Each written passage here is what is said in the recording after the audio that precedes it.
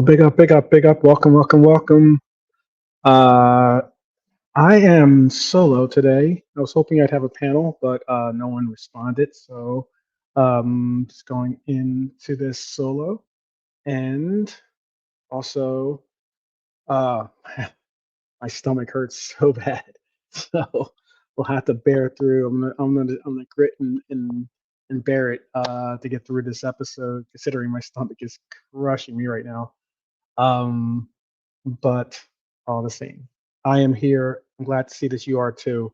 And we are going to be presenting something today, hopefully that you'll enjoy, which is a little bit of a presentation I put together on some topics that maybe you'd be interested in. I think you will be as Reds, and a lot to talk about and a whole bunch to talk about. But I know that some are involved in that Red Devils game in Everton. I don't have it on currently, so let me see what the score is for you. Um, 1 second, let me just pull up the list here. Let's see what we are looking at. Hopefully, good news. Good news, maybe. Yes, good news. 0-0. Halftime, 0-0. Not bad. We'll take it for right now. Hopefully, Everton can arrange some magic at the Hills Dickinson Park, but we'll see if that happens or not. But all the same, all the same. Bunch to go into, a lot to go into today. Hope everyone's well, first off and foremost. Hope that you're all well. And also know that there's a lot to take in from a lot of the content creators that I've seen on a lot of different segments or a lot of different shows out there. Um, and I guess we could also just focus it in on what happened at the City Ground. Wasn't pretty. We all know that.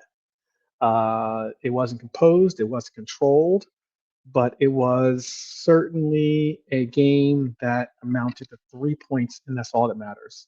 So um, there was some things that we're going to talk about. I saw an article about Virgil van Dijk who looked at the chaos and how he portrayed it. Excuse me again. He talked about the worst half he sees. He says that we've played all season, and then he didn't talk about luck really. He talked about mentality, and that was good to hear.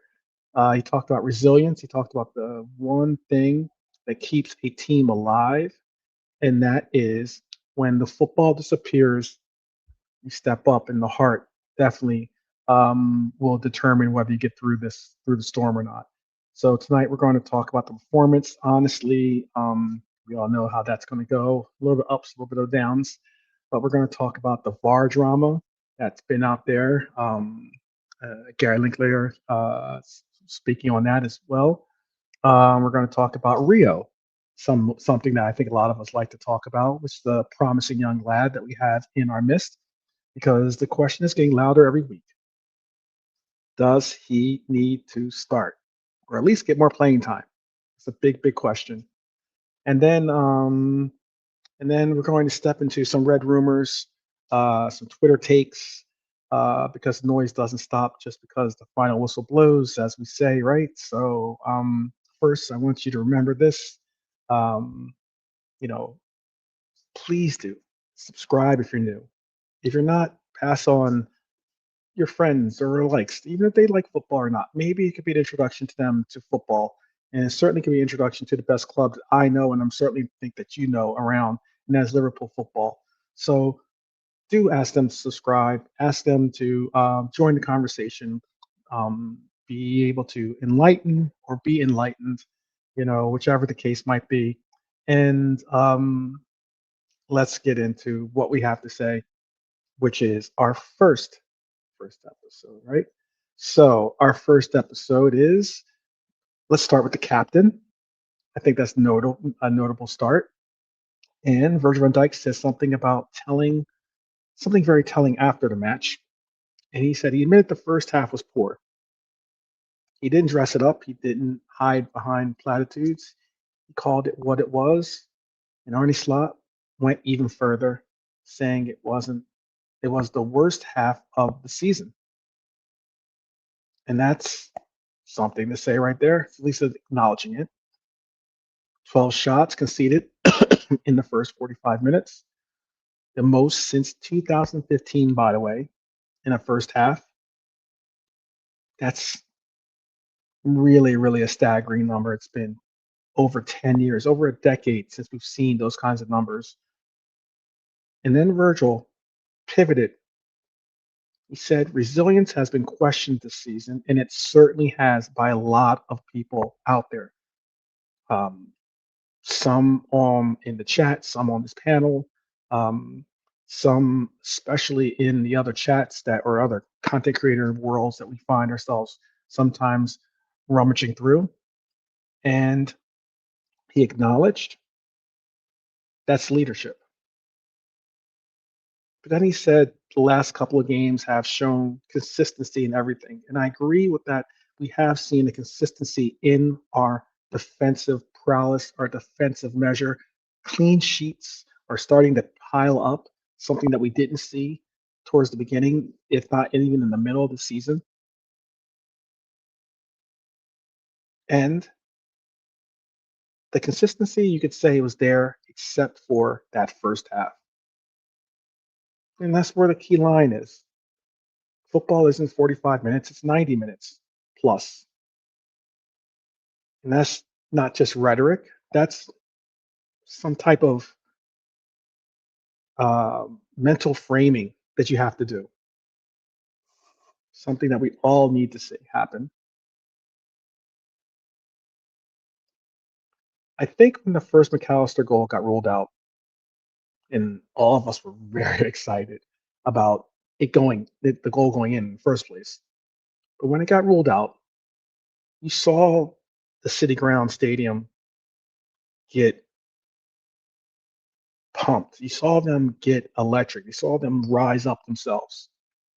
The momentum was swinging, and all of a sudden, Forest believed they could get some type of result from this game.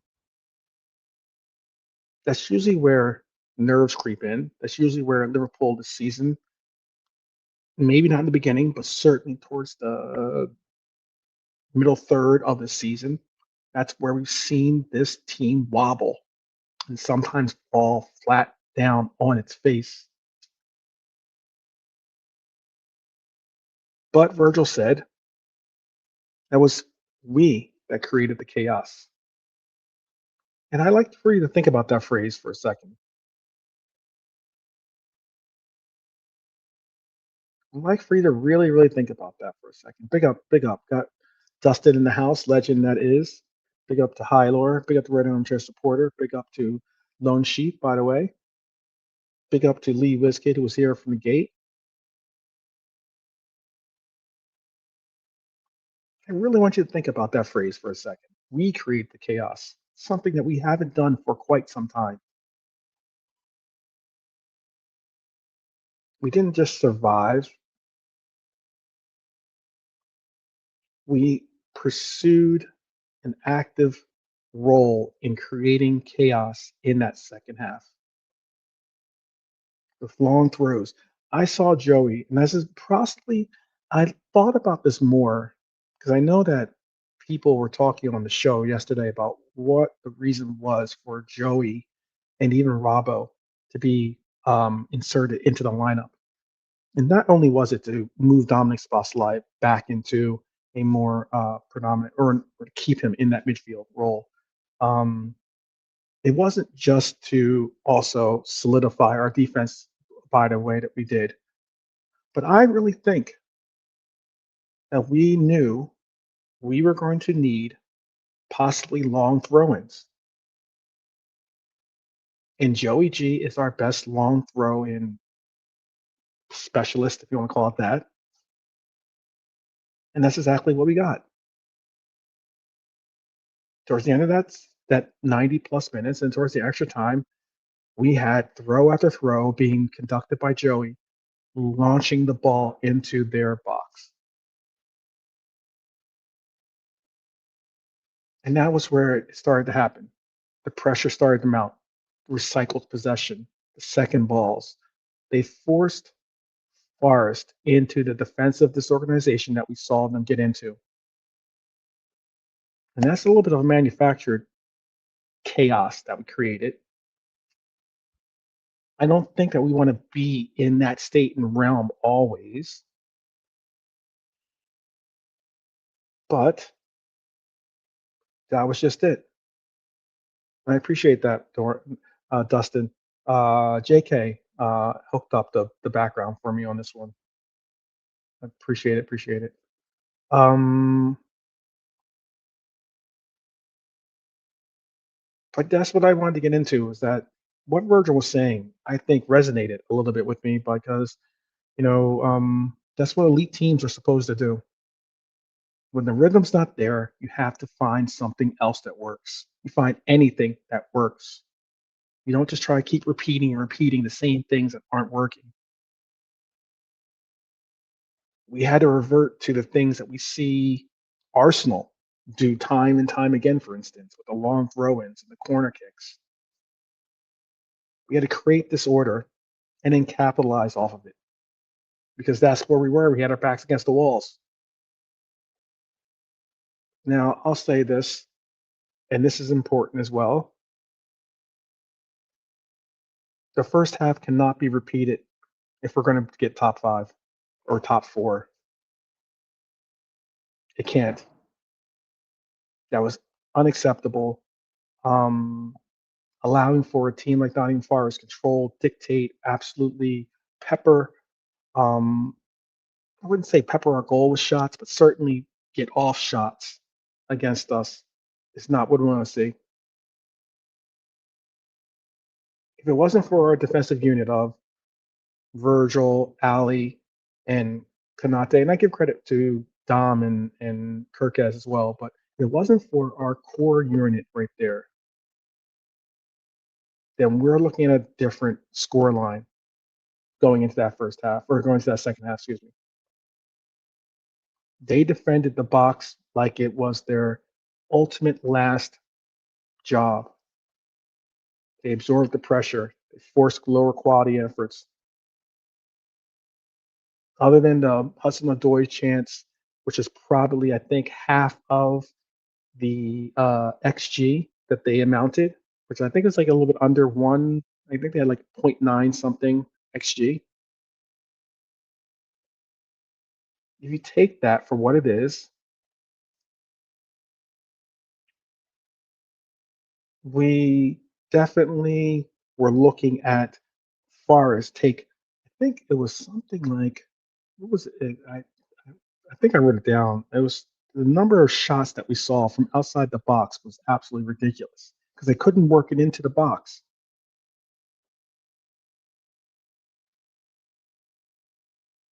And that gave Liverpool a foundation, a little bit of inkling of a foundation to figure out what we had to do in that second half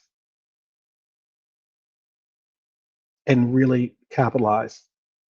Because you cannot win in the 97th minute if you concede in the 23rd.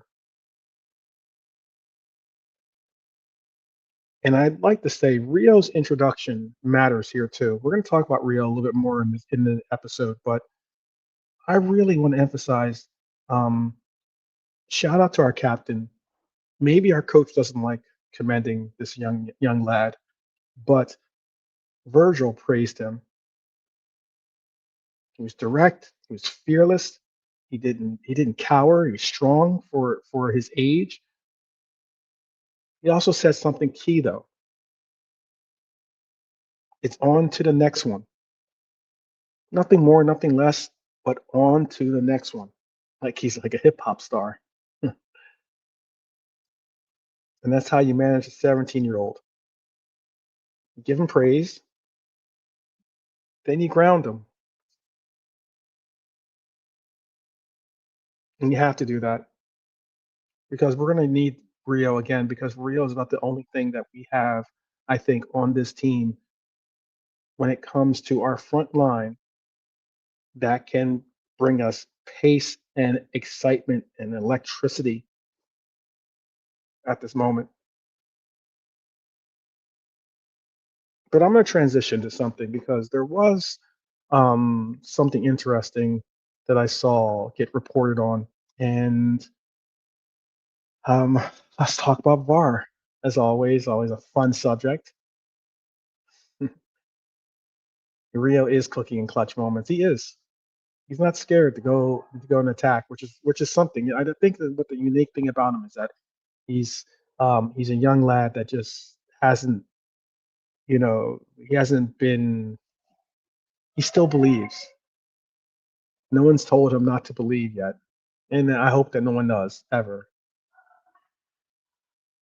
But let's deal with this properly, because there was some drama apparently for the VAR, and McAllister thinks he won the game. Obviously, the way it erupts, then VAR steps in. The ball apparently, I believe, hit his back and then hit his arm. Okay, and if that's the case, and it didn't hit his arm in an area that would have been a handball, but still the same. Um,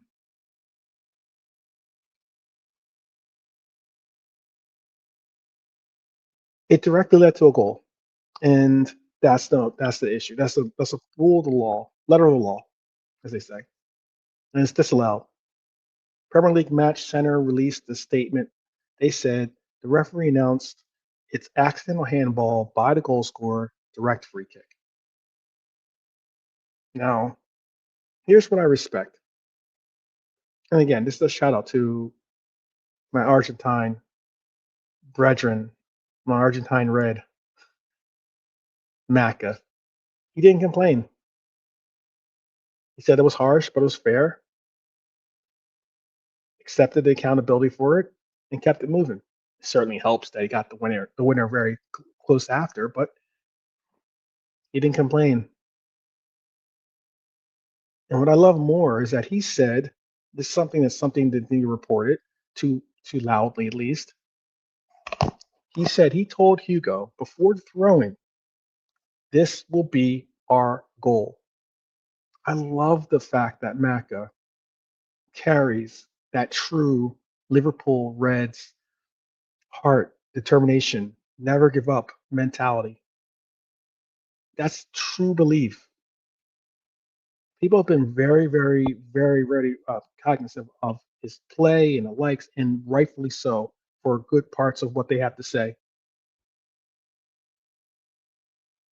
But I'm glad that despite sometimes the over the top criticism, despite some of the hardships he's had to go through, that Macca was resilient enough to believe in himself.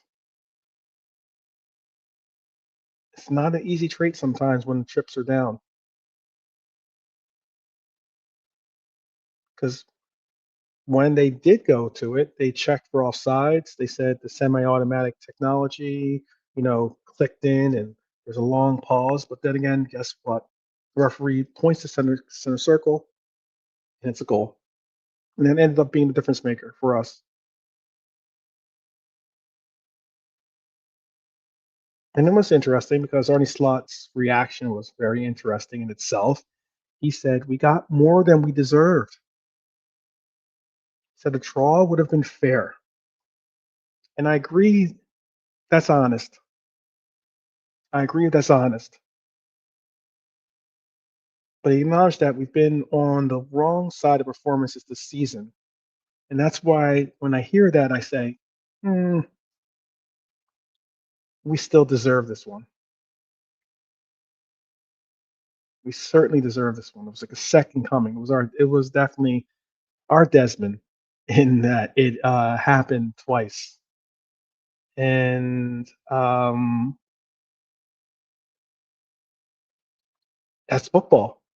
I don't know how else to put it. That's just football. Sometimes you have to accept that it's sometimes better to be lucky than good. We were not good in that first half, but we were better in the second half, but we were lucky in the end. And ultimately, that's the only part that really matters is what the result was. And a W is what we got, 3 points. keep pace. A team currently trying to push ahead of us by either 1 point or 3.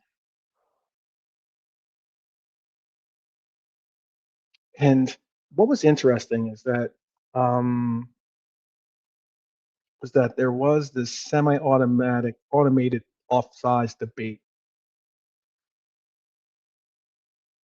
And why I say it's interesting is because um, Gary Linkler, Gary Lineker, doubled down on semi-automatic offsides. I don't know if anyone's a fan of Gary Lineker. I don't know if people watch his show. Um, I know he does it with Micah Richards sometimes, and he sometimes brings others on. Maybe Shearer, I think, has been on the show. I think once or twice or something like that.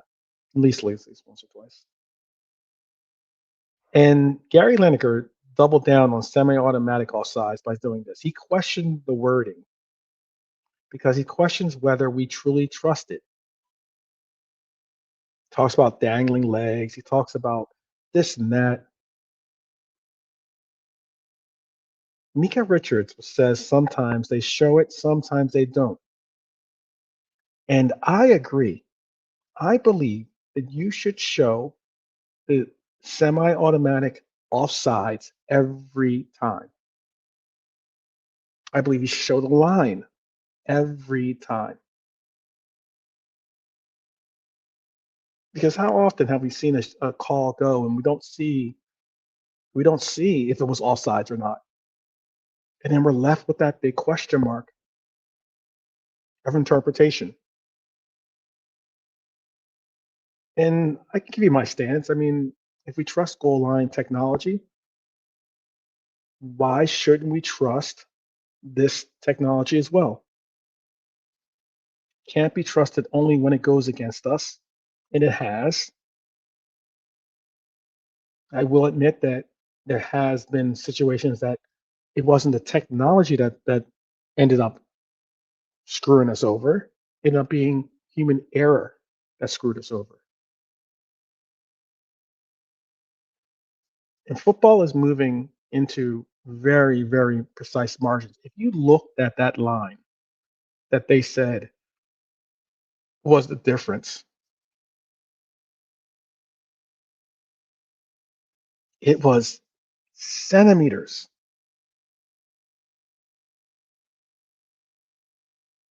And if you're going to talk about that being the margin, then fine. You have to utilize some type of technology that's going to get us over the line in erasing doubt. And whether some guy with a flag on the side of the line sees the line correctly.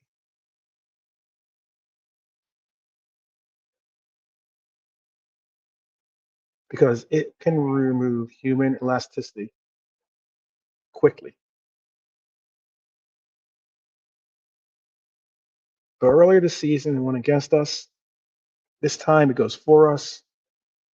It balances out. Hopefully, that has nothing to do with them ruling this way or ruling that way. More so, it balances out in the sense of it's just sometimes you just have to hope for luck. And we all understand technology isn't perfect, but neither are linesmen guessing in real time. And that is something that we have to keep in mind as being important to recognize. Before we get into these rumors, I wanted to go and speak about a certain individual. Let me see if I have. I don't have. I do have some. I do have some. Because I saw something on the BBC, BBC Sport, and it was a very interesting article. And what was interesting, at least to me, about this article was um, it asked the question that some of us are asking right now, and that is, does Rio need to play more often than he is playing currently? And I think that there's an honest answer to that, to be honest with you. I mean, there's a very honest answer to that. Now, I know that our coach thinks elsewise, because in the moments after the match, one question that dominated everyone was, does Rio need to play more? And Jamie Carragher asked it. Sturridge, big up Daniel, by the way. Shout out to my guy, my friend Daniel Sturridge. Um, Daniel hinted at it. Um, the fan base is literally screaming it because I know most of us would like to see him play more often. Not all of us are asking for him to start. I'm not saying that he needs to become a bona fide starter every game going forward, but I am saying he deserves more minutes. I am saying that he deserves to be thrown in as a wild card sometimes to shake things up. But let's talk about context. Bring this up for you guys. This is courtesy BB Sport. He's had 9 appearances this season. 9 appearances. That's more than any under 18-year-old has had all season long, and it's by a lot. He's had 89 total minutes. He historically ranks 55th for players under 18 in Premier League history, currently.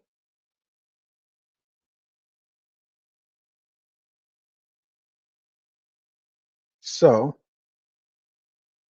perspective matters. Perspective really does matter here. Bring this down here.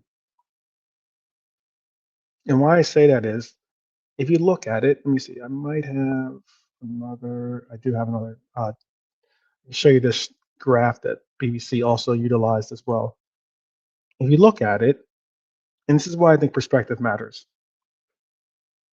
Gareth Bale had over 2,000 minutes before he turned 18. Let me make this larger for you so you can see it. Gareth Bale had over 2,000 minutes before 18. Rooney, similar. Shaw, similar. But you also know the cautionary tales of early load or early burnout. We get that. We get that. We get it. Says Fabregas high up on that chart. Michael Owen, a red, by the way, 1,400 minutes before he turned 18.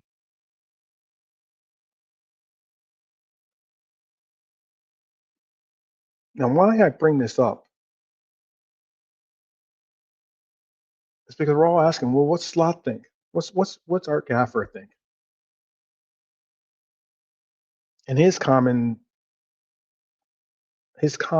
answer is he's played more than most for his age, which technically he has.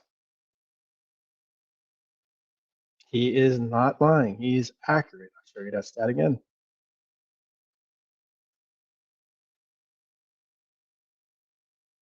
But he also goes on to say he's progressing physically. He's standing his ground against 26-year-old athletes. But is he ready for 90 minutes weekly? Is he ready for 90 minutes, period? It's a real question. It's a real question. And I think that there's only one way to find out. Because when your wingers aren't providing out balls, when your wingers don't provide the pace of being able to stretch defenses, when your wingers are not performing the way that you can get the ball and start to feed your main strikers, main goal scorers. And that's what I've been emphasizing on this game for this team since day one that we picked up Ekitike and Isak. This club needs to understand that we are not, and the fan base more so than club, but fan base needs to understand that we are not a winger-oriented goal-scoring team.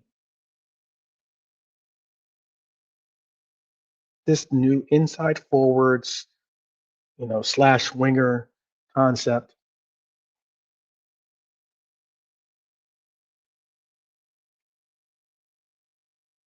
When you can't provide those things to your players or to your strikers, you have to find another resource for it. And this 17-year-old gives you that immediately. And that's the unique thing about Rio.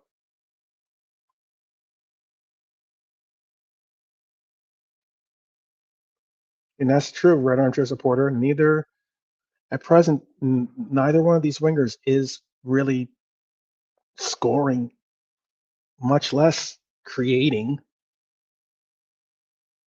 for anything. Do they have assists? Absolutely. Do they have goals? Absolutely. But not at the volume that we would expect.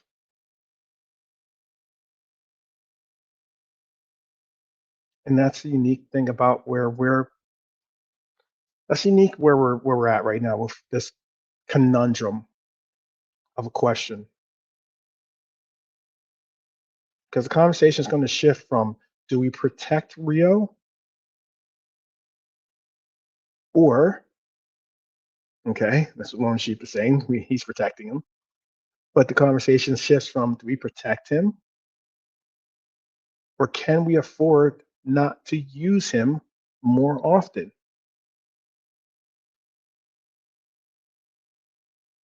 I'm not saying be reckless with it. I'm not saying over rinse him, but be meaningful with it. You have to be meaningful with the usage that you utilize Rio with, because this young player has immense promise.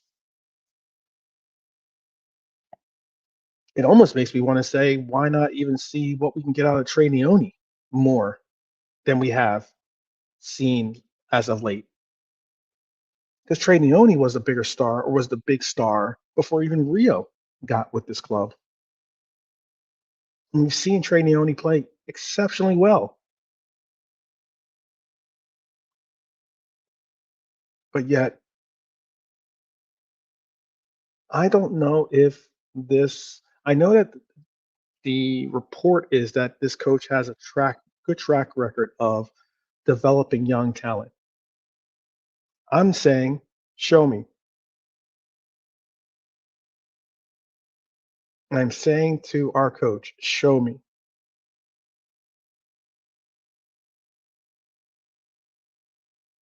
Because currently, continuing, you can almost understand going with Mohamed Salah, considering his track record.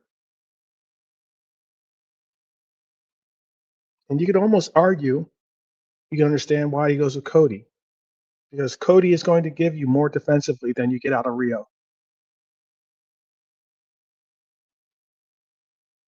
But offensively speaking,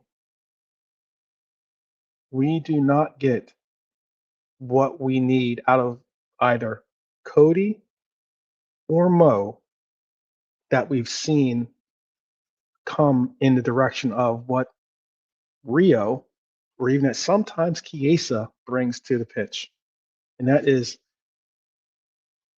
energy, flair, excitement, some type of spark.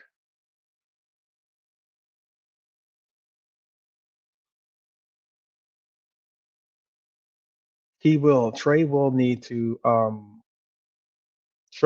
bulk up. You're absolutely right about that, Red Armchair supporter. He will need to bulk up.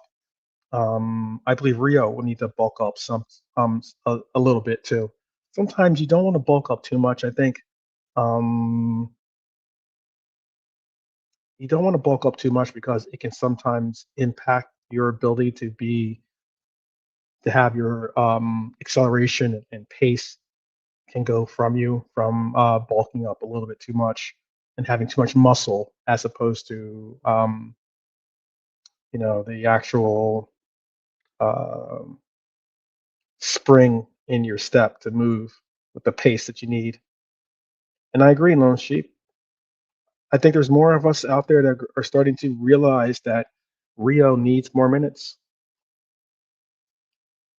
He needs more minutes.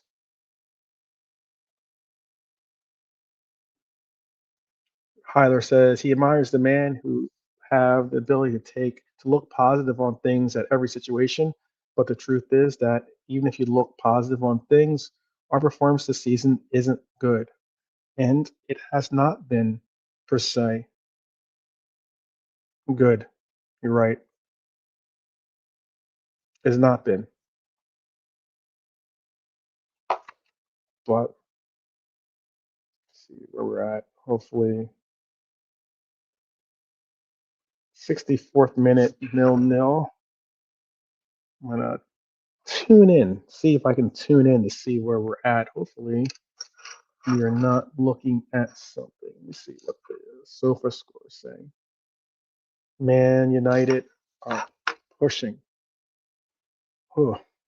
We're probably going to have this be, I'm going to hopefully be able to get to another 30 minutes or so. Hopefully I can get to the end of this game and probably call it a wrap because, again, my stomach is painfully hurting me right now. But let's see. I'm gonna open up also. Let me see what it is on. Let me see what the game is on here. I'll open up, have it in the background on USA Today. Hope, wait and see. Yeah. Is that what you need? That's what I know. Sometimes I don't watch the games. Oh, sometimes I don't watch them. I just because I think that I don't want to jinx them myself. So, let's see what else. There's too much safety first. There's too much safety first choices being made. They haven't helped us neither in defense or scoring more goals. It's almost believing in that hard work isn't something that will pay off, says Hylor. About also flexibility, says Dustin. Hylor's asking, so what is our style of play this season? Can anyone answer that? Oh, I get it. Lone Sheep is saying hope, wait and see, and hope for a moment of magic.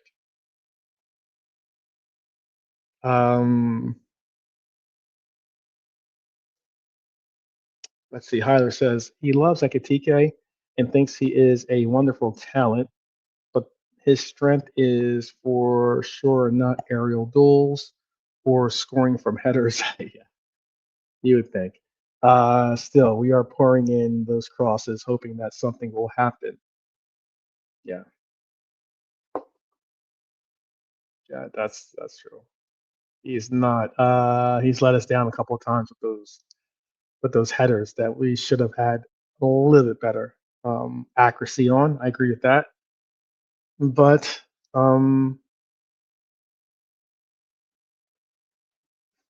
there are some choices out there that we could go with.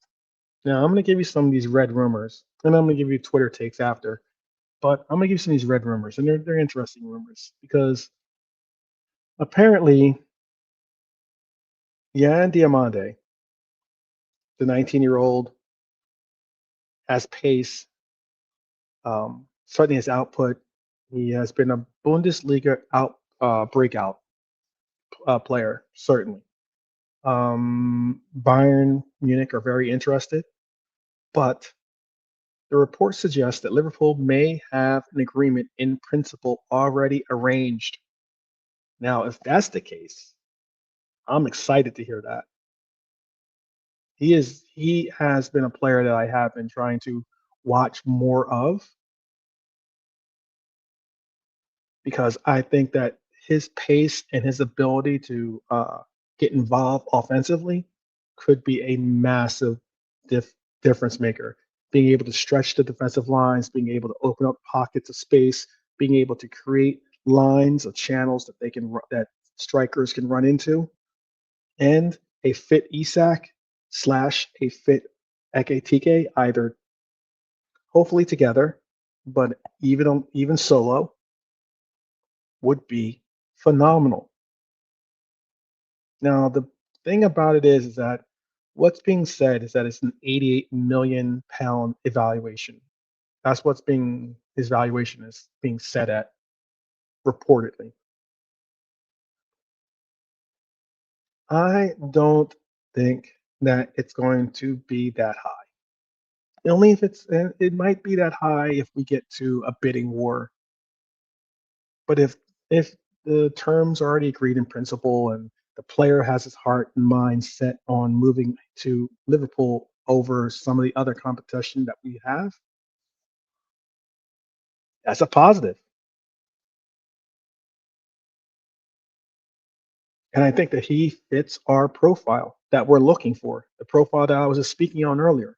He could be a complement. Having a proper Rio and a proper Jan Diomande pressing and pushing those wings could be exceptional. And that's not saying, and I want to emphasize this, Cody, and to Mo, that's not saying that we have to get rid of those players. Because I think that one thing that people overlook is that I don't think that Cody is a bad player at all. I think he's a good player, to be honest with you. And I appreciate his play. But I also recognize that Cody's a good player when he has a complementary player with him. When he had Diaz with him on that left side, and he wasn't looked at to be the man and be the go-to player that you had to go to every game in and out, he was able to really, really prosper, getting us big goals in domestic cups, getting us important goals in Premier League competitions, and even in Champions League competitions. A rotated Cody could still be a valuable piece with this team. A rotated Mo Salah could be an essentially immensely valuable piece with this team.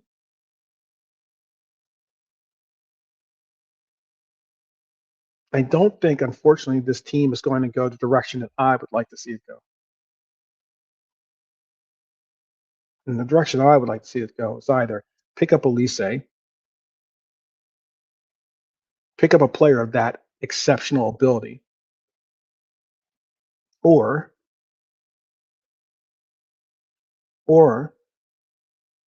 you focus on bringing in a quality striker.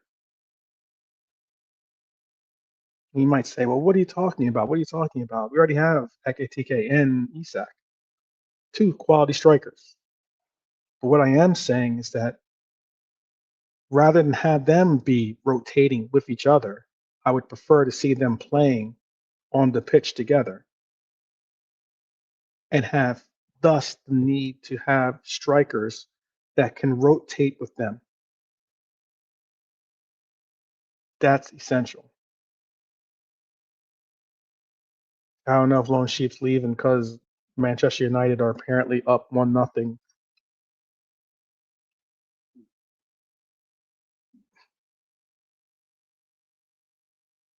71st minute, Sesko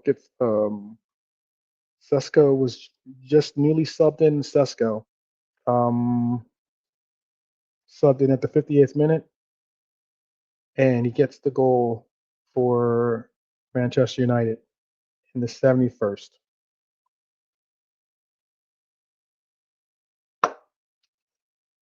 Ah, yeah, I know you had one job, but let's not give up on him. Let's not give up on him just yet. We still might see. We still could see some miracle. Maybe we could see some type of miracle. Still time left in this game.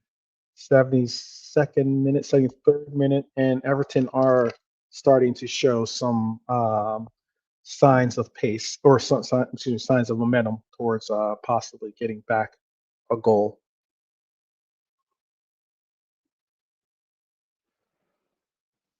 All the same. Yeah, Manchester United are usually they do well against Everton, unfortunately. Oh wait, let me see if I can find it too. Manchester United. Oh my goodness. Let me see if I can find this for you guys. I saw something that was hilarious online here. Yeah, 1-0. Let me see if I can find it. 1 second. 1 second. I know. I'm pretty sure I saved it for you. Hopefully I did. Hopefully I did. We'll see if I did. Oh yeah, I did. Yeah. Yeah. As it is. This is called the Anfield Express is calling this the El Bitterco. This is what they're calling it. Oh, let me show you this one. It's better image. The El Bitterco.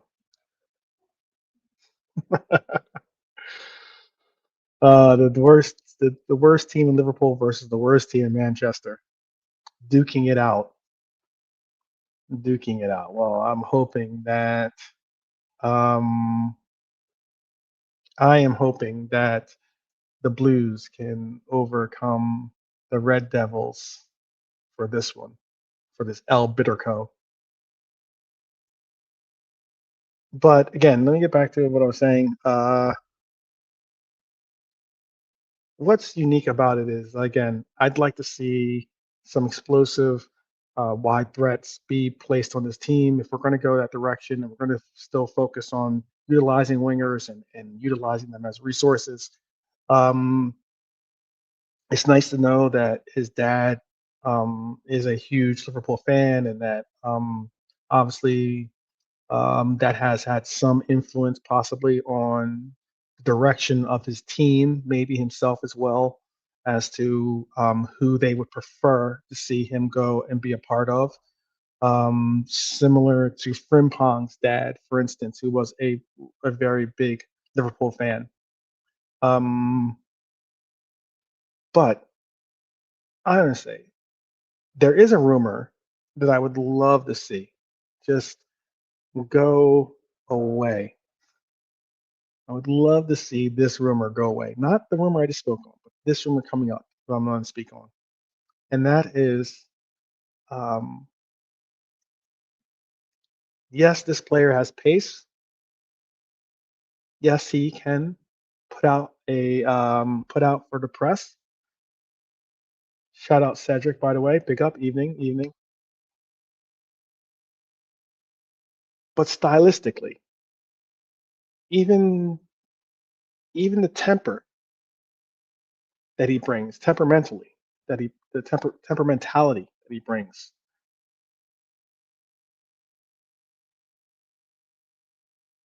I would have to say why. And that is Mr. Gordon. Gordon is apparently being spoke on as if he is as if he's going to be a real pursued player this summer. Now, I don't know about your opinions on the Olympic diver that plays football in Newcastle, but if there's anything I would like to see, it is that he stays in Newcastle and does not venture back to Merseyside. I understand that this player was a youth academy player for us. I understand that we gave up on him, and he went on to Everton, and he later blossomed into a player for Everton. Um, they gave him his first pair of speedos, I guess, and and he's I get that people will say certainly, oh well, he's a Scouser, and that's the important part about it, and I get that. I understand that. I also recognize that he's played for Everton, and while playing at Everton, he gave us plenty of proper stick, proper sass, if you want to put it that way. And then even when he left Everton and went on to Newcastle, it didn't end there. He continued to even ramp up the sass. We understand. We know the back and forth that he gave to another Scouser, Trent Alexander-Arnold, at one time on the sideline when he was trying to roughhouse him on the sideline, possibly injure him even.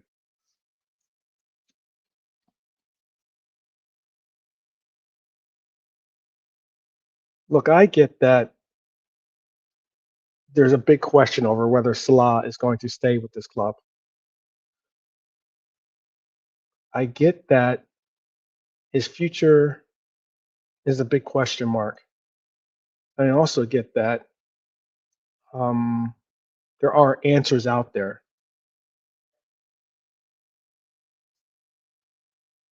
But Anthony Gordon is not the answer for us. I just honestly do not believe Anthony Gordon is the answer for our team. Like all players, you have to grin and bear it if he becomes a red.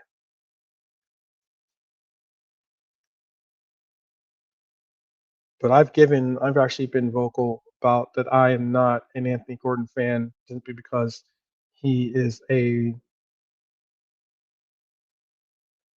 proper pain in the cookus, you know, and is someone that does not, and I emphasize this, does not give two F's about letting you know.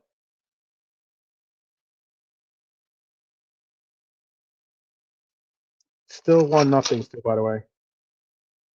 Everton are starting to try to push forward. Let me see if I can't see if I can't get this game on here as well. Um, I think you're right. If Gordon's the answer, then we're asking the wrong question. And not only this, if Gordon is the answer, it is the wrong question. If you were to have 80, the number that they're asking for Gordon is reported to be somewhere over 80 million pounds.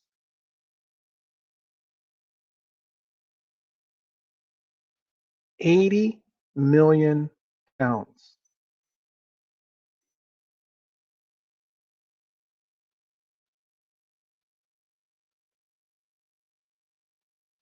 And that's something wild to think of. 80 million pounds.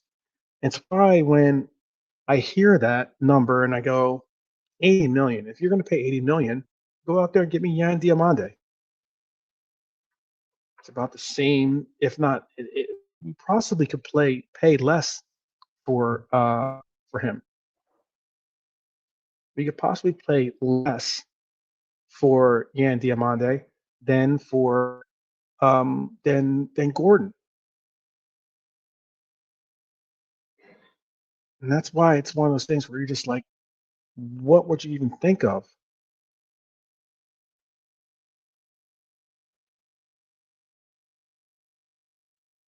Everton are, by the way, pushing. They're surging. It's like we had a little bit of a surge here with the numbers of people in.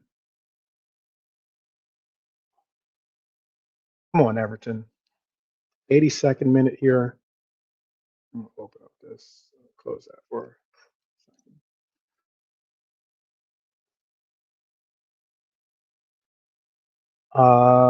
Keane's effort is parlayed away. That was on target too, by the way.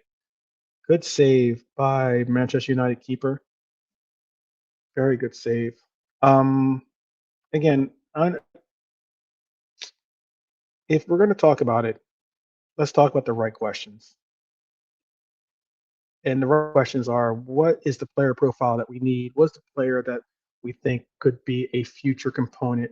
I just absolutely think that there's more that we would receive out of um, a young, promising star in Jan Diomande than we would out of, or Michael Lise, especially. Spend 80 million, then that means that there's probably some wiggle room for you to go out there and spend something close to, that's about the 100 million euro evaluation that Bayern Munich have on Michael Lise.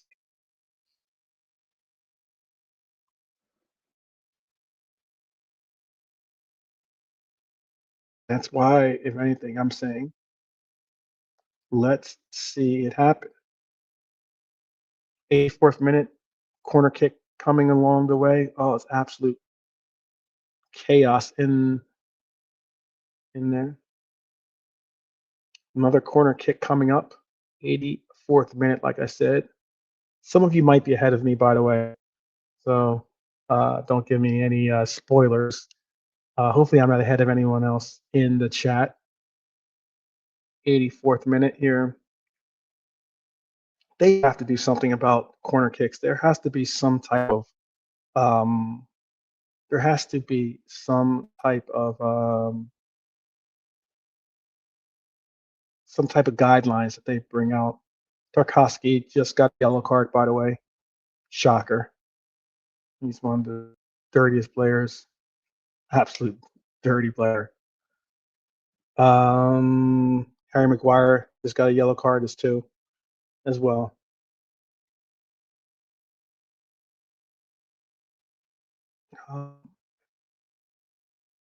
85th minute. Can we get something out of Everton right now? They're looking to put this into the box. Let's see what happens with this corner kick. Nope.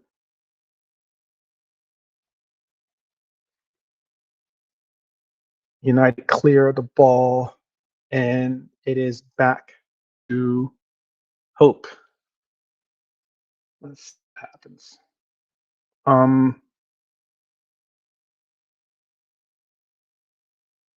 Yeah, 80. Let's see.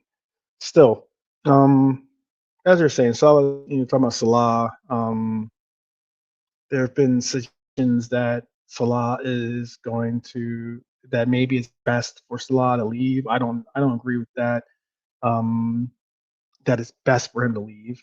But I agree that there could be a case where you could see reason for him to move on. If that's the case. In those cases being if we were to go the direction of fortifying our club in a more central uh, striker oriented team, 4-4-2 or something like that, then yes. But it is a case. It is a case of which do you need to see happen?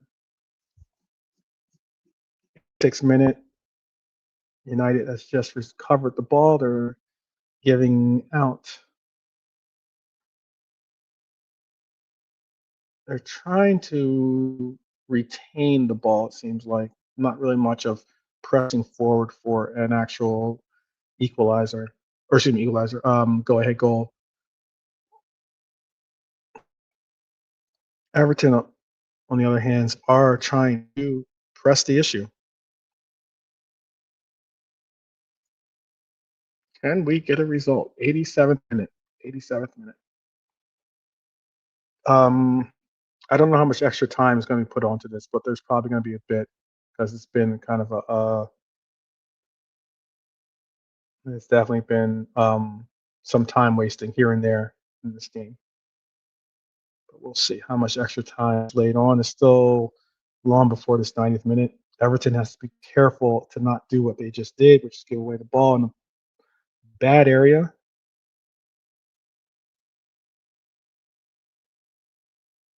All right.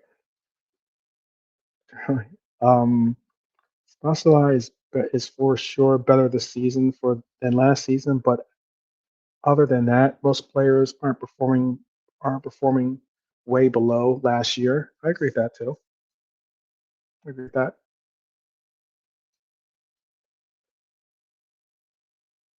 Can we get an equalizer in this game? Because I am not an Evertonian. Not a blue. Everton have one loss in the last 6 matches. Wow.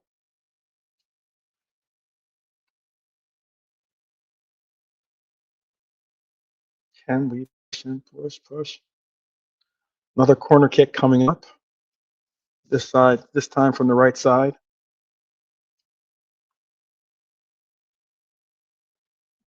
Manchester United are good at the dark arts too, along with Arsenal. They do. They stack the box. There's 2, 4, 6, 8.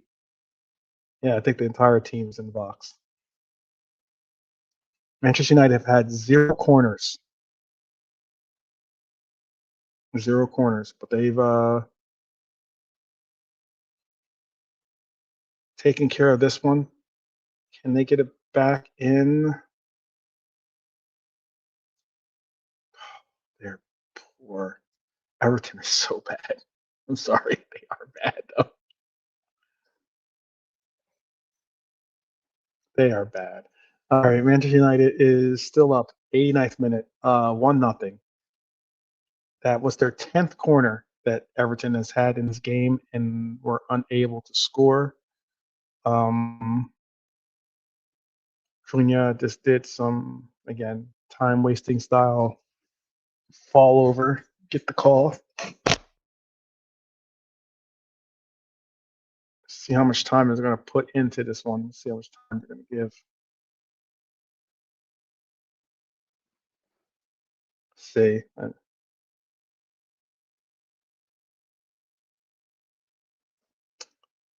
3 points for Manchester United would not be devastating. It would be not good, but it wouldn't be devastating.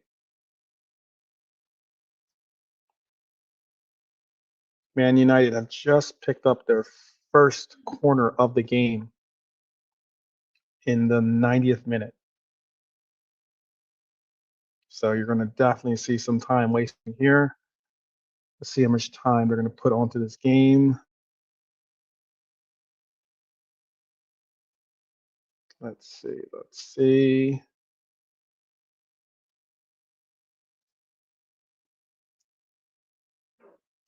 how much. Doubt over whether doubts over whether Mexico will host any World Cup game. We'll see. We shall see. I hope they do, because I'm going to go to actually the worst spot, which is being hit right now. But Guadalajara I'm getting tickets for a game there. So I'm going to go to Mexico for a game or two for the World Cup. Sure. For sure. So I hope that they still are going to have the World Cup or host it. Let's see.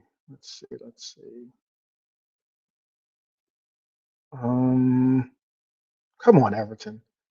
Oh, that's got to be a foul. That should be a card. Thank you.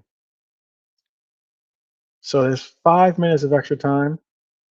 5 minutes extra time in this one.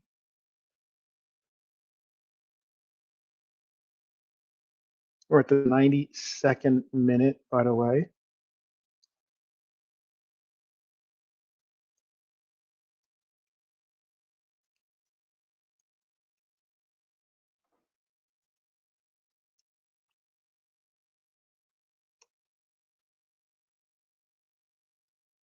Mm-mm-mm.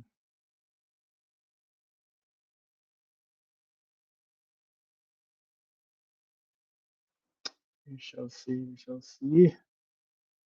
I said I'm going to Guadalajara. You know what game I'm going to? I'm going to see our boy. I'm going to see our boy versus Spain. Darweezy.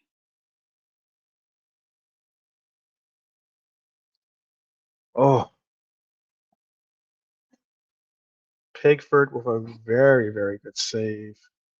93rd minute. Oh, can Everton push on? They've got the advantage now. Why would you take that shot? Try to beat him from way outside. Um, he had pace. They weren't closing in, but that would have been, you would have had to really give him a really great strike for that. 93rd minute, still looking, still looking. Um, Tyler asked me that one. Yeah, hopefully we can get it, get it. I'm hoping to, because I'm going to Guadalajara for the games. And that's where all the problems and turmoil is happening right now. I know that before anyone tells me. I know that there's shelter in place going on. How's Cunha getting away with that crap? I've seen players get yellow cards for less. How is he not getting a yellow card for that?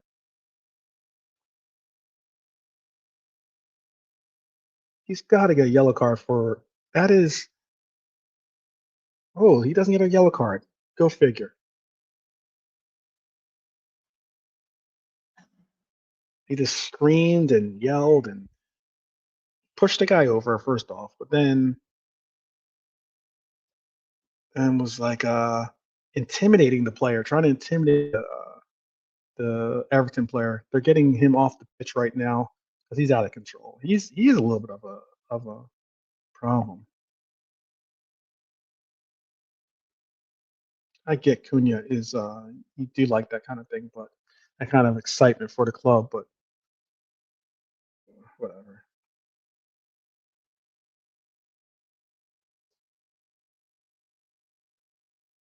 95th minute, Bruno Fernandez picks up a yellow card in this one. Um, they're pressing forward, trying to get this equalize last dying minutes of this game.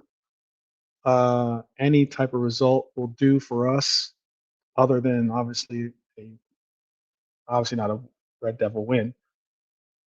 Um, we now are looking at. Oh, the cross is in.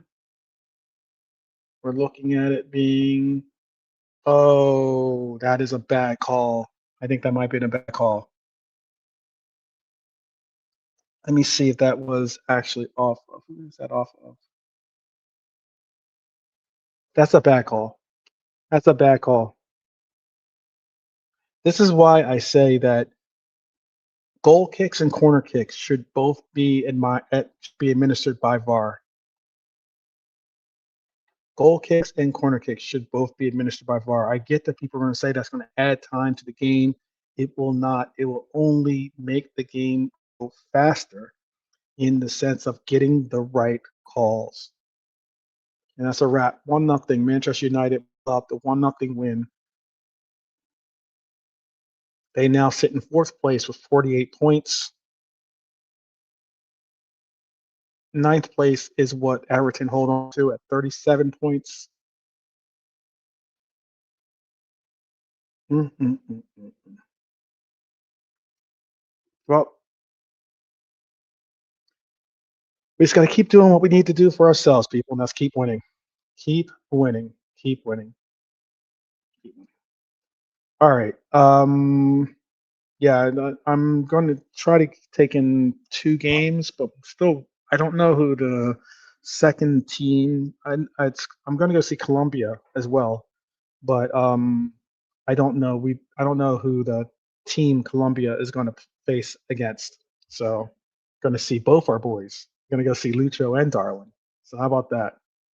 If I can't watch him for the Red Devil or for the Red Devils for the Reds, then I'm definitely going to go watch them for their national teams. Oh man. Um, but yes, Red Devils. Manchester United won 1-0 at Hills Dickinson Park. Um, Is what it is. It is what it is, people. It is what it is. I saw something else out there since I have your attention because I'm gonna do this last little segment here. Yeah, the game, mm, the game for the game, the game against Spain is Uruguay versus Spain. It's going to be unique because the person that got me or is getting the tickets or is going to get me the tickets is from Spain. So very interestingly, I'm not rooting for Spain though, so it'll be interesting. Obviously, I'll have to if we're going to be sitting in the Spain section, but we'll see where we sit. We'll see. We'll see if there's even going to be a game there. We'll see. Maybe not.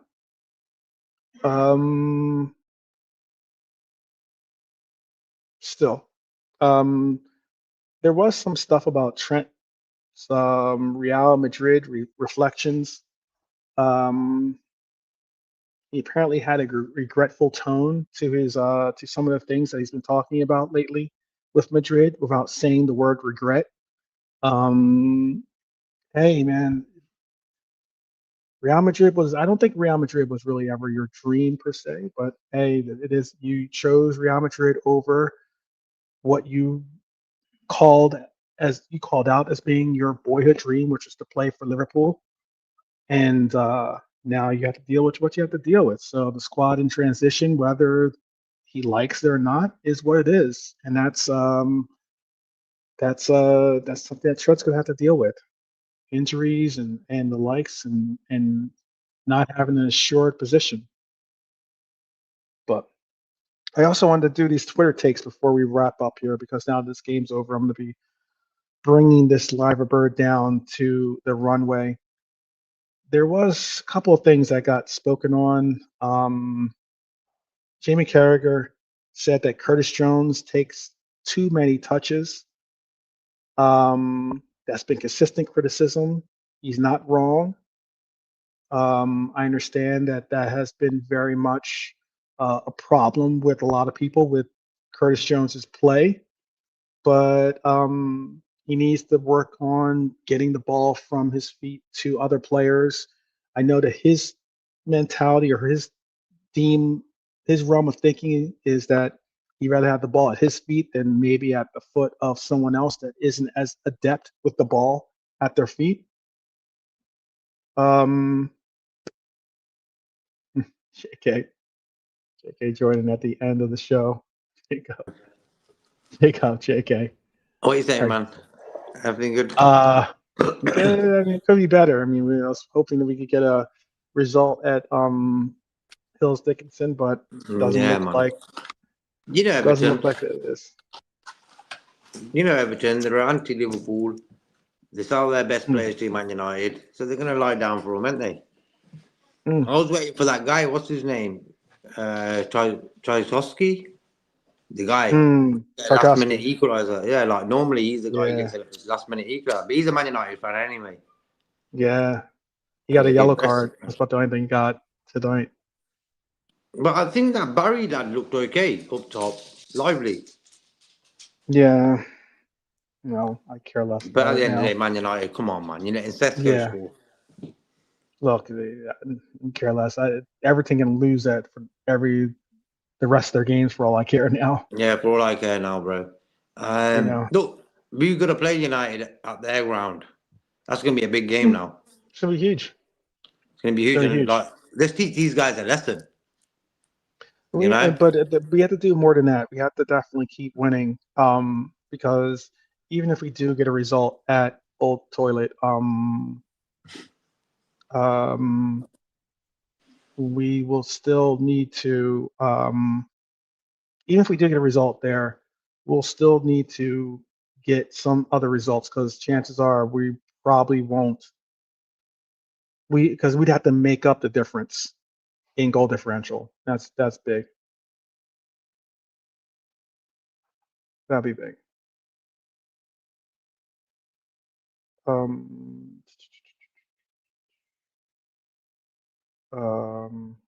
see.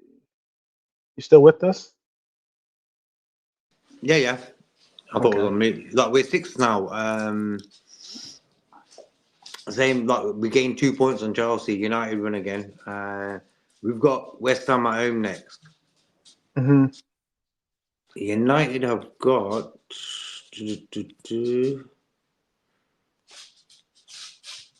I think United have got.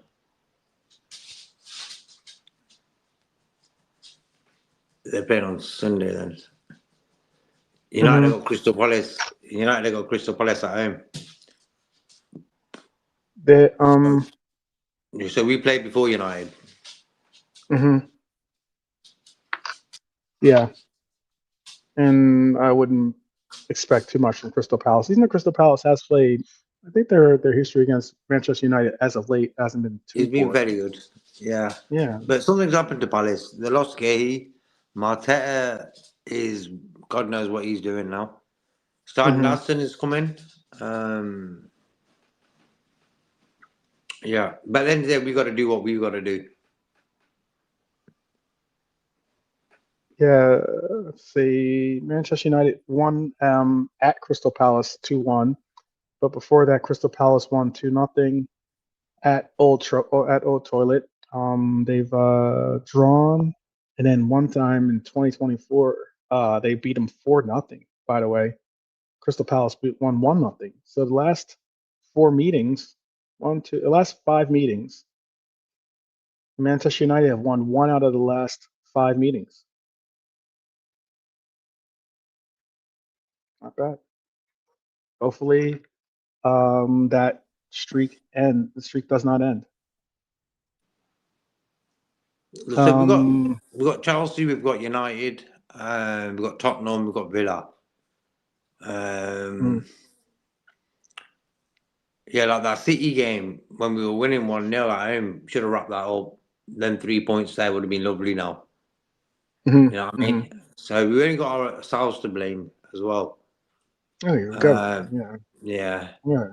Comes to guess you seeing the way that Crystal Palace are performing now and the way that they're, things bun Crystal Palace, dude.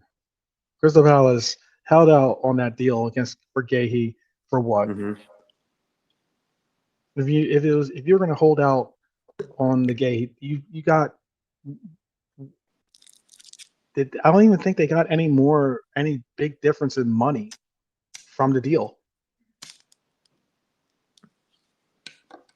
I don't think they got even more. But I feel, bro, if he really, really wanted Liverpool, he would have came in January instead of going to City. If he really wanted Liverpool. So at the end of the day, he ended up for me, he's a good player. I think I agree. I understand what you're saying. Let me see how much he won for. Sorry. Yeah, but at the end of the day, bro, he's on about 300 grand a week. We weren't going to pay that. We offered them 30-some million, 35, 30 million in the beginning of the summer, or at the end of the summer, 30-some million for the player. So they lost out on 10 million. So for 10 million, they kept the player, advanced, passed. They knocked us out of they got a community cup or a community shield, knocked us out of one of the domestic cups, and now Crystal Palace is mid-table at best, right? Yeah. Right now they're in 13th place. I just think it was it's just poor management by Crystal Palace that's done that. And I think that what you're saying about, if he'd wanted Liverpool, he would have come to Liverpool. He was already in a Liverpool kit, apparently. He was getting the he's getting the medical done. But it's just the sheer fact of like an extra 150 grand a week is going to persuade you to go there, bro. That's my opinion. No, yeah, I think it was not just people saying if he would have preferred Liverpool or not. No, I think it was more so had nothing to do with the team, had everything to do with his paycheck, with his pockets. More power at the end to of the you. Day, yeah. Whichever team you pick is big, Yeah, if you can secure yourself that type of livelihood, then more power to you. Obviously, you want to go to who's going to pay the most. ideally. But you would hope that ideally the team that pays you the most is the team that you wanted to go to.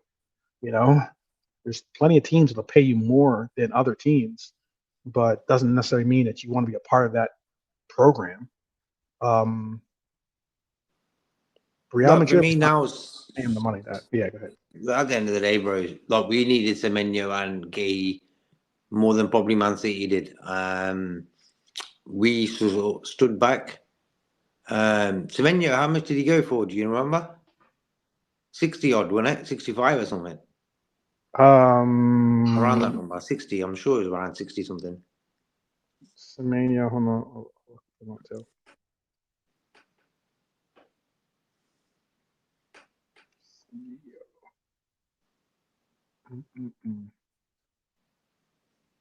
One second. Let's see what Semenya went for.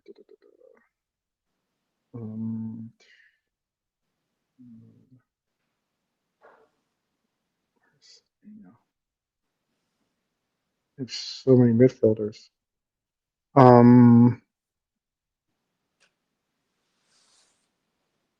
He went for 63 million, basically 62.9. Okay, 63.9. 62.9. Okay, 62.9, and some Gay's final price was 20 something. So 20 million. Okay, say 20 million there, so 83 million, say 85 altogether. That would have guaranteed us top 4, 100%, and a possible Champions League win if you gamble that money in January. I understand. I agree.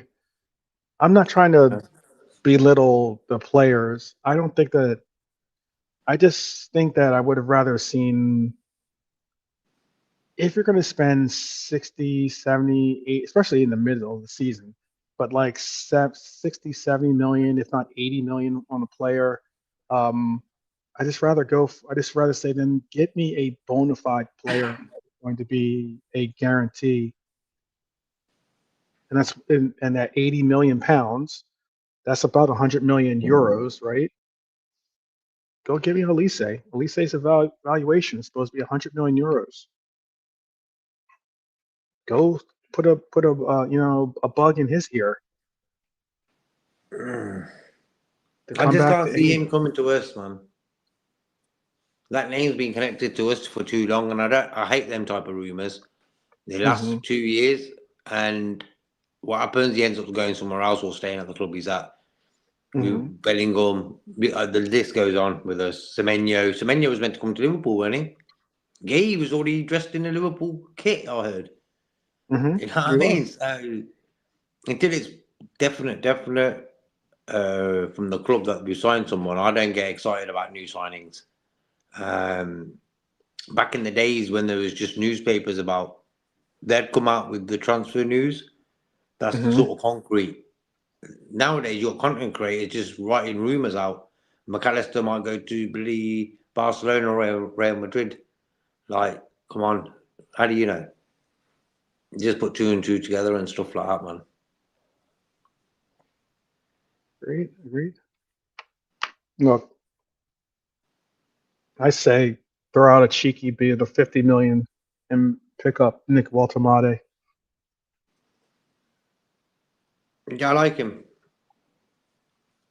Because I know they spent 75 million basically, or 74 million on him, but he doesn't want to be there. Nah, he wants to play for Liverpool, man. He wants to play for Liverpool. You can see that. And I'm sure that if he gets the opportunity, he can. I don't know if he's not necessarily going to have the ability to push his way out the way that the Isak did, but I think that the way that all happened really put a bad karma on his signing for us. I think the bad media and fan vibes from Newcastle was really bad, and it just sort of messed him up mentally. And that he had to go to Spain to train and stuff like that, man. You know what I mean? So that signing was doomed for this season, anyway. But for me, I love the guy. I think he scored a goal before he got injured. That's the crazy thing about it. And it was Wirtz and him combining for the first time. I was so happy. I was like, whoa. As soon as Wirtz gave that ball to him, I was like, yo, he scored. Yeah, bang. Next second, I see him holding his leg like he's just really been hurt bad. And I was like, yo, you can't write this stuff. So I wish him the best. I heard he's sort of running and stuff. So he sort of advanced more than I thought he would be. And I'm not really putting like he's going to come back for the end of the season. No. He can take his time. He is. Take his time, get ready. And if you're willing to come, because I think, do you think he wants to go to the World Cup? I think Sweden, I think more so he wants to play in a Champions League final. So just as much. We lack an Isaac in the last few games, like Ekitike, top lad, but he tires out around the 65th minute.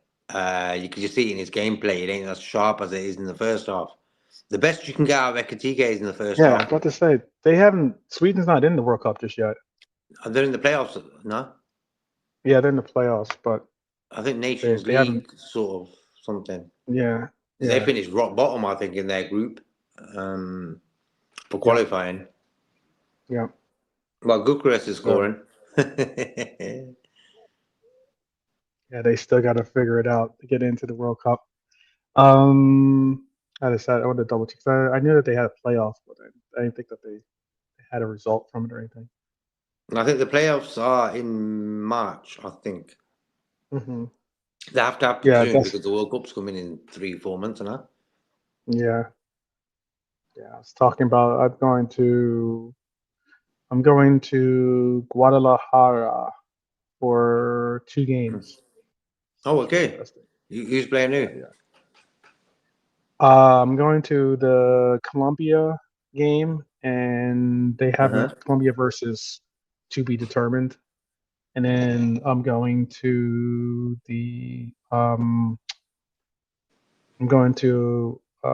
Uruguay versus Spain. Oh, okay. Cool. Yeah. You take some nice videos and that, man. Yeah, it should be. Yeah. I mean, as long as it still happens. I mean, right now Guadalajara is under some serious. Look, I don't think that this will be extended into when the World Cup happens. So hopefully they have it under control by then. But it is going to be right now. It's not looking promising. With some How far is that from your side? Not too far. Like a 2-hour flight. Not even like an hour and a half. Okay. I think it's how long it is. I don't know. I haven't really. I live close to Mexico, but I haven't really gone to Mexico too often. Let me see.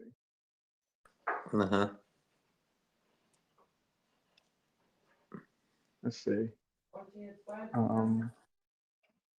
The reason why though is because the games are extremely different priced.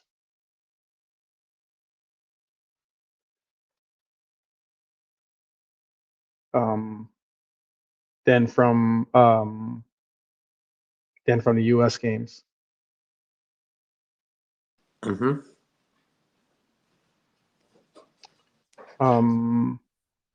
the only game my brother's gotten so far, I think he's going to get us a Philadelphia game or something. But I'm not going to Mexico with my brother, but I'm going.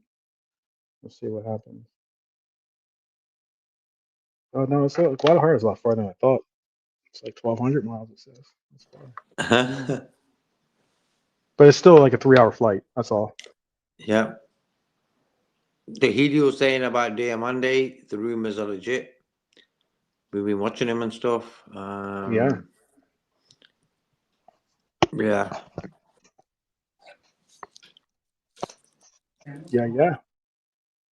There's been a bunch. I was talking about these takes.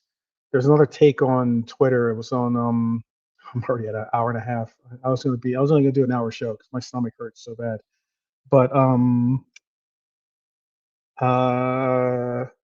there was something by this guy named John O'Sullivan. He's not necessarily a pundit, but he does have quite a following on Twitter.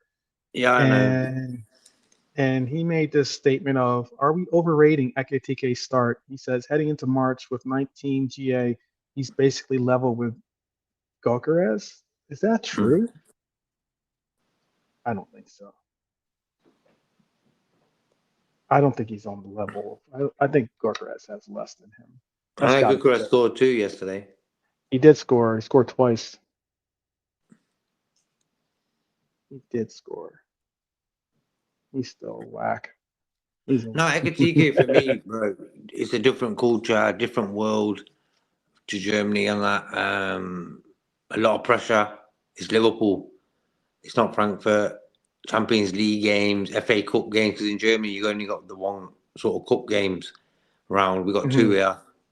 And with Isaac getting injured, the whole responsibility is being on his shoulders. Hence why he looks tired. Okay, 10 goals each, league goals each. In the league, yeah. But like assists, is that anything about that? He's got 10 goals and he's got 0 assists. That's why they're not bringing that up. Huh. And he's got 10 goals in the league. But let's see, what else does he have? EFL, he's got 1 goal in the League Cup. He's got, so that's 11, right? He's got FA Cup. He's got 1 goal in the FA Cup. It's 12. And he has, let's see if I can find out for Champions League. 4 goals. So that's 16 goals total. Okay. But Ekitike, I know, has more than that.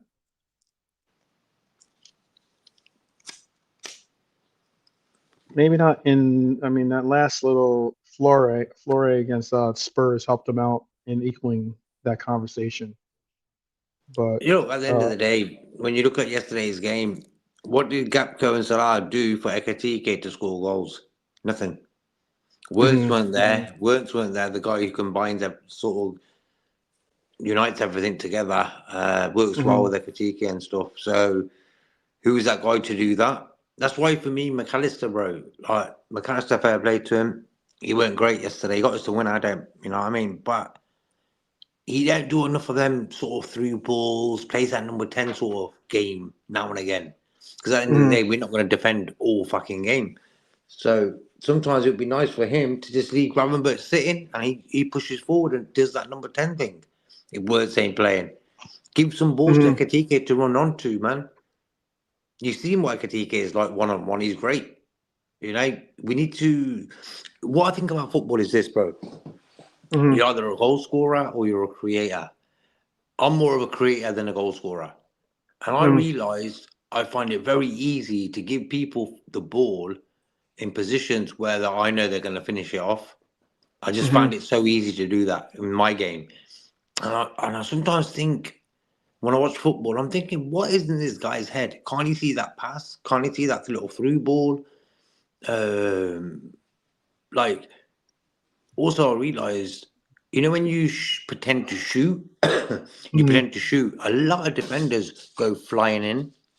Bobby Firmino is the only guy who does where he pretends to shoot, puts his foot on the ball, guys are going flying everywhere. No one does that in football no more, bro. Bobby Firmino was the don at that against Arsenal. That's for me football. A guy who's in control of the situation where he's like, you know what, I'm going to feint this, I'm going to do this. And because defenders go flying in now, So Ekitike hasn't been fed yesterday's game, hence why he didn't get a goal. Or it didn't even look like he was going to score. Yeah, definitely. He should have finished. Well, for me, that cross from Rio should have been finished by Ekitike. That header, hit it down, whatever it was, he should have finished that off. And then we wouldn't have had that headache of the handball for McAllister, you know what I mean? Then we wouldn't have to even worry about it. Yeah, it would have been whatever. It was a perfect cross. What I've been waiting all game for, a guy on the wing, getting the ball in the box, bang, the attacker, number 9, gets his head on it. It happened, should have scored, but he didn't. But at the end of the day, that commotion built in that attack sort of unsettled Forest. Why? Because we went a minute later and got the winner. Well, actually, it was a bit longer than that, wasn't it? But that commotion, hence, it was the first time I've seen Slot not just sit back at the end of a game, because that's what we do normally. The last 12 to 15 minutes, we give the opposition the ball, and they get equalisers or winners against us. And that was the first time we thought, okay, we're attacking. We've seen it with McAllister. He was like, I'm going to get a winner today, and he got it. So fair play to him. Even though he wasn't great all game, he was losing the ball all the time and everything. There was a person on Twitter that wrote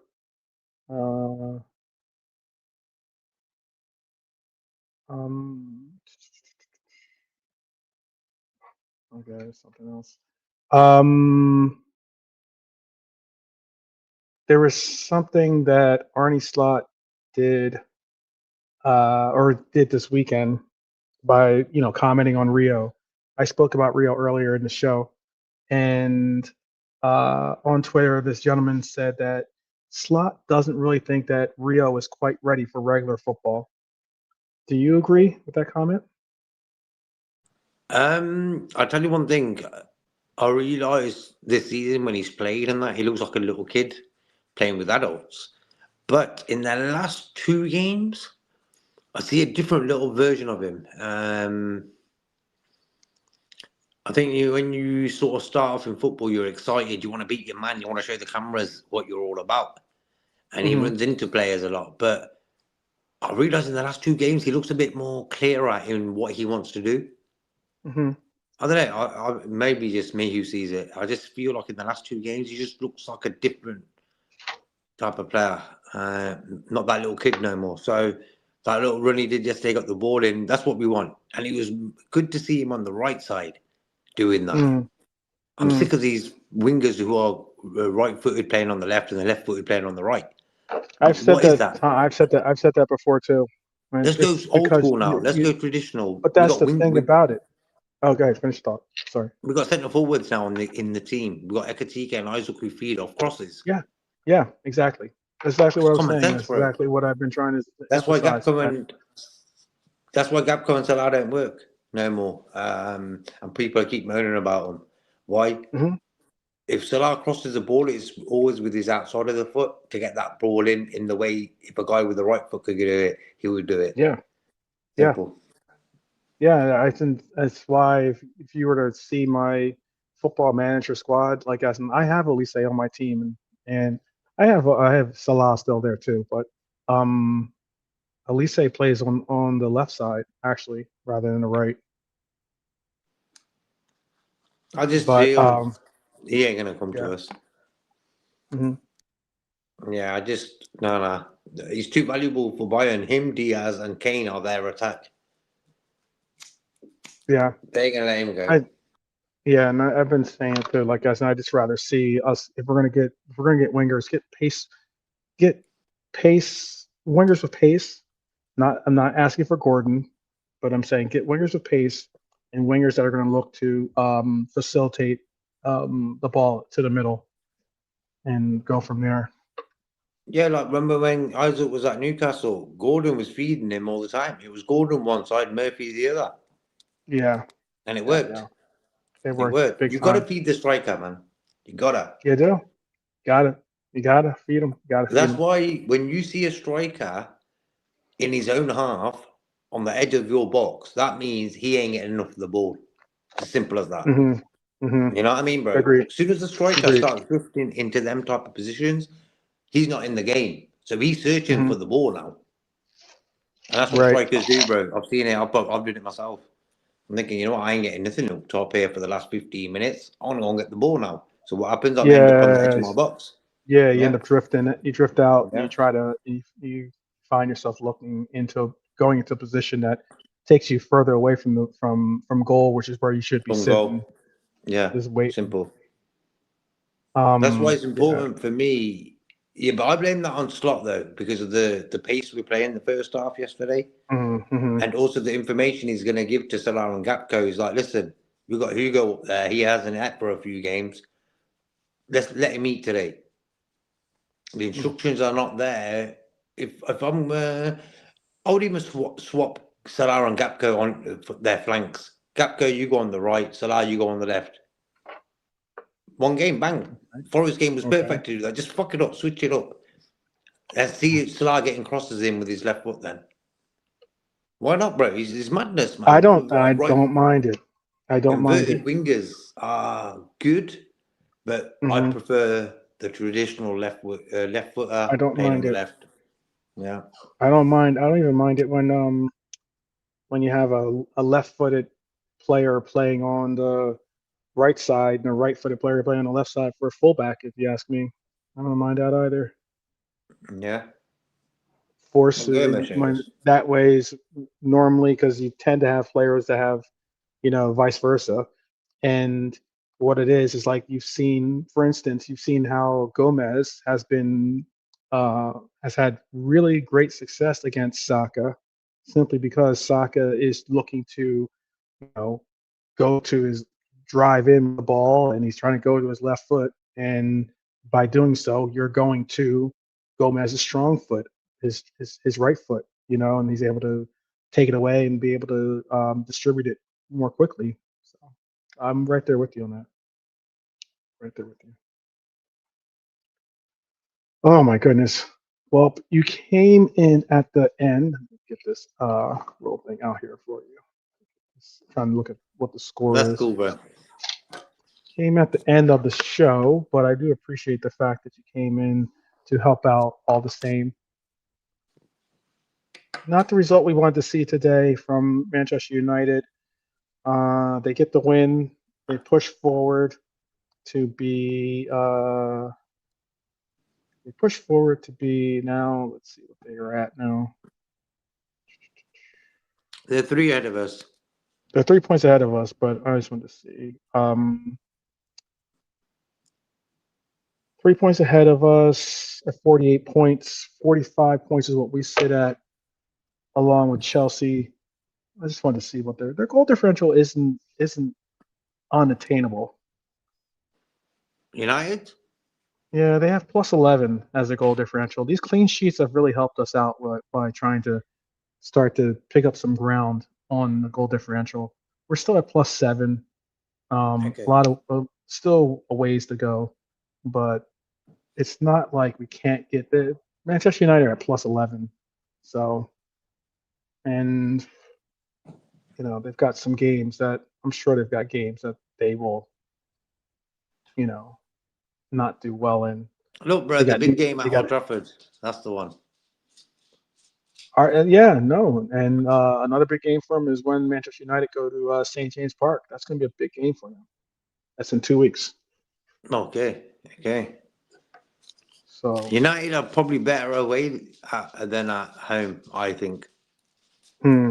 Yeah, possibly. They're better away. Look, they won at Everton today. I knew Everton were going to lose anyway, the Jokers. They weren't doing us no favours. No. We'll see how Everton perform when we play them there. So we've got Everton away as well, bro. We've got some big games left. Yeah, we do. We've got some big games. Tottenham, for me, they're a joke. We'll smash them. But that's why we have to make the most of these games that we have right now. We have to make the most of these games. West Ham, for me, is a 3. That's like a no-brainer there. Get that job done. Let's get the goal difference higher. West Ham, Somerville's all right. Bowen's all right. But other than that, not great. But they're looking a bit defensively better the last few weeks. I've noticed that. And they've got a lot to play for. Hence why they're not going to sit back. Or they might sit back trying to get a point. So...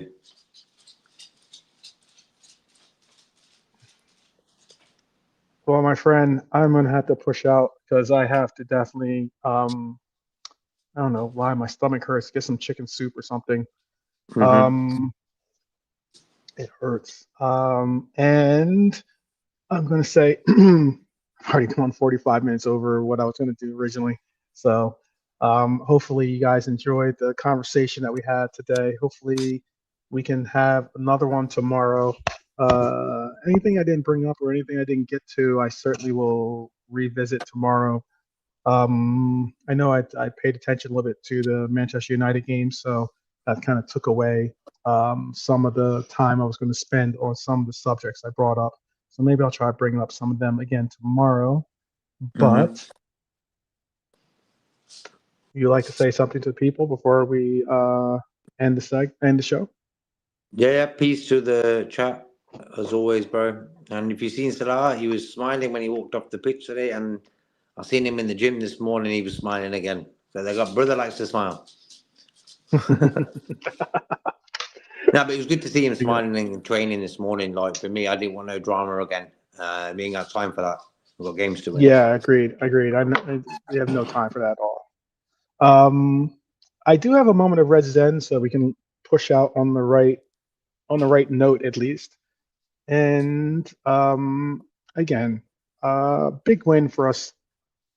Look, top 5 is not going to be easy, but it's not going to be impossible. So keep hope alive and push on. I know that some people I had the pleasure of being with my brethren here and also Nolante on Fozzie's show. He had a good panel. Had Uncle Rods and Fozzie, obviously, and I don't know the other individual, but that was the first time I've been on the show with him. But it seemed like a nice lad, all the same. And spoke on some things. I spoke on some things, and there's something I spoke on at the end of the show about certain individuals. And I'd just like to leave you with this. Look, I know Wolfie and all those guys in Forest are pretty mad, but look, sometimes just as JK was speaking on, sometimes things are just meant to happen. I think that's what the reason why I was so confident till the very end that we would get a result. Because sometimes you just give up and you're like, oh, whatever.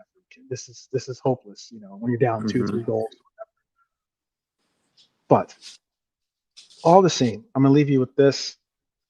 And when it comes to our team, something that LFC put up on their website as well, by the way, and that is this. This is your moment of Zen. A little moment of Red Zen there.